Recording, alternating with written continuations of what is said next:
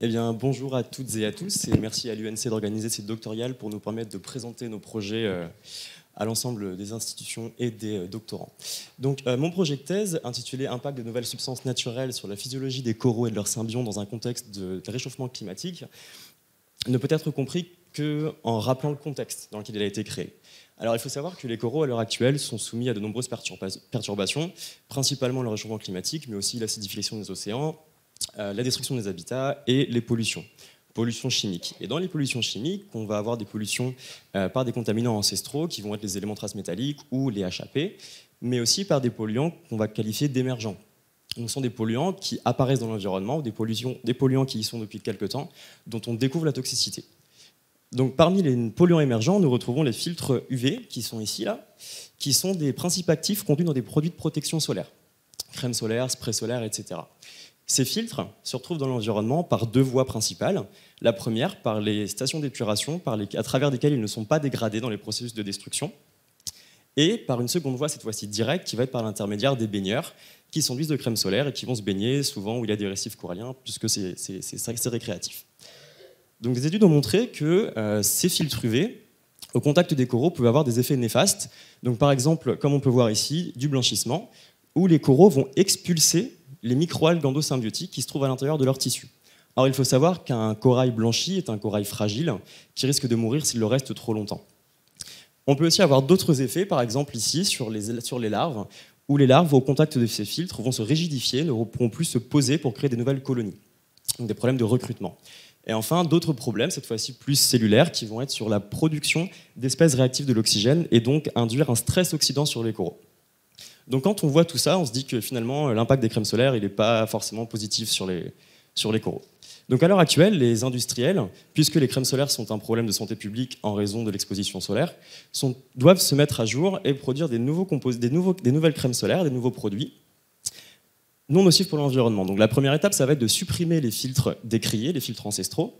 Et une deuxième possibilité est d'ajouter des nouvelles substances naturelles, donc qui sont des molécules à fort potentiel antioxydant, qui vont être ajoutées à ces formulations.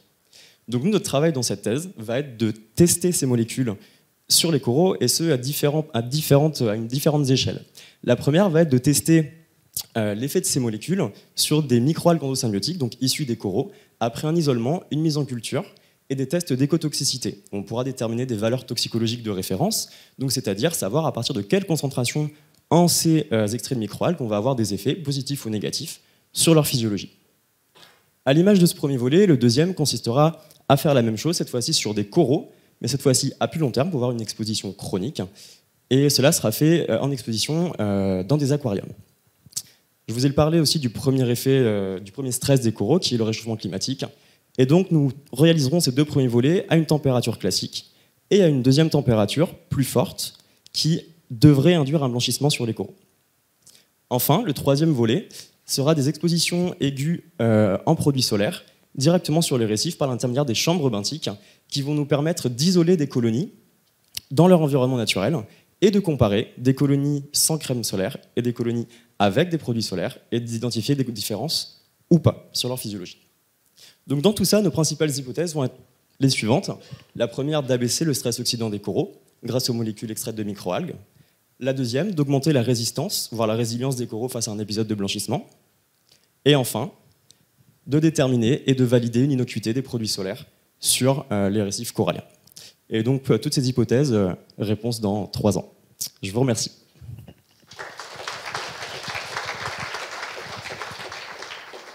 Bien, là aussi un sujet très prégnant pour la Nouvelle-Calédonie.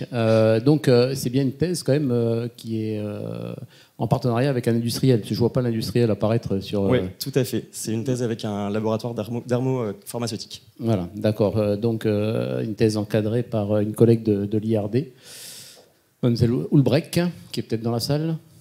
Oui. Bonjour Fanny. Donc y a-t-il des questions ? Oui, merci.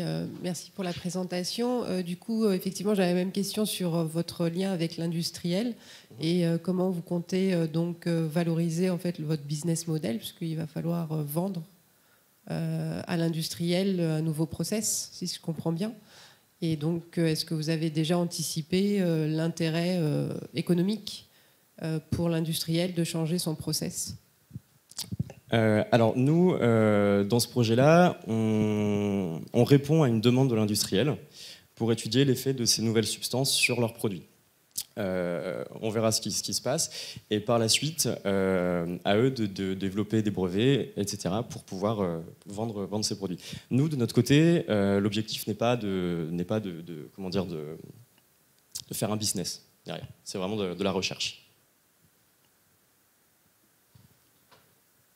Merci pour la présentation. Moi, j'ai une petite question, mais peut-être qu'il y a des problèmes de confidentialité. C'était sur les molécules, les nouvelles molécules, les nouvelles substances.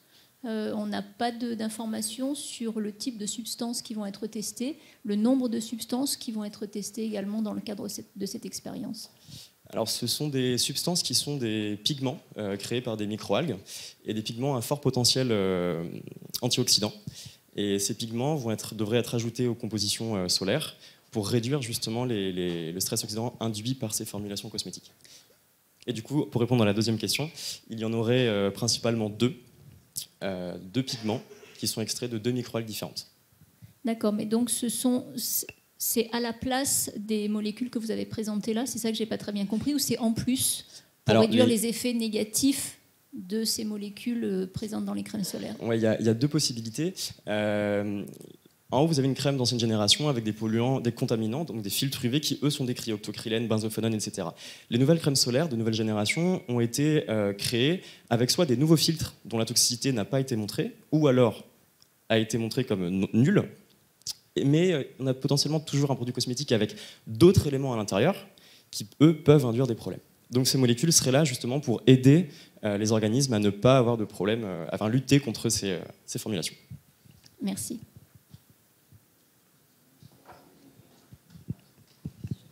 Oui, merci pour votre présentation. Par rapport aux différents stress que vous avez identifiés sur les coraux, là vous arrivez à isoler en gros le stress chaleur, et vous partez du postulat qu'effectivement c'est les produits qui sont dans la composition de ces produits anti-solaires qui provoquent un stress. Mais comment vous arrivez à isoler les autres stress, notamment que sont la pollution, etc. Et qu'est-ce qui va vous permettre de dire voilà, c'est effectivement ces substances-là qui causent le stress le plus important, plutôt que la pollution ou d'autres stress? Alors, comment répondre à cette question? Eh bien, en fait, sur les manipulations que nous on va faire, on sait qu'on n'a pas le stress dégradation, on ne l'aura pas. Le stress acidification, finalement, il n'est pas si important que ça, entre guillemets, donc on ne l'aura pas non plus. Le stress chimique, on a un état de base de l'eau qu'on va mettre à l'intérieur des bacs. Donc en fait, on va savoir notre niveau de base de pollution. Et nous, en rajoutant nos filtres, enfin pas nos filtres, en rajoutant nos substances, pardon, on pourra savoir la différence entre l'élément de base et nous, ce qu'on a rajouté. Donc on cible réellement ces substances-là avec le réchauffement climatique, donc avec une augmentation de la température. Bien. Juste, ils ont lieu où les travaux? Parce qu'il faut de l'eau de mer en continu. La première partie sera à l'IRD, oui, sur le centre. La deuxième partie est en collaboration avec l'Aquarium des Lagons. D'accord. Et la dernière partie sera IRD, mais in situ. Très bien, merci. Y a-t-il d'autres questions? Oui, alors attendez, je sais pas, je vais faire mon sport de la journée, parce qu'en fait, ce n'est pas que 2 minutes, ça va durer toute la matinée.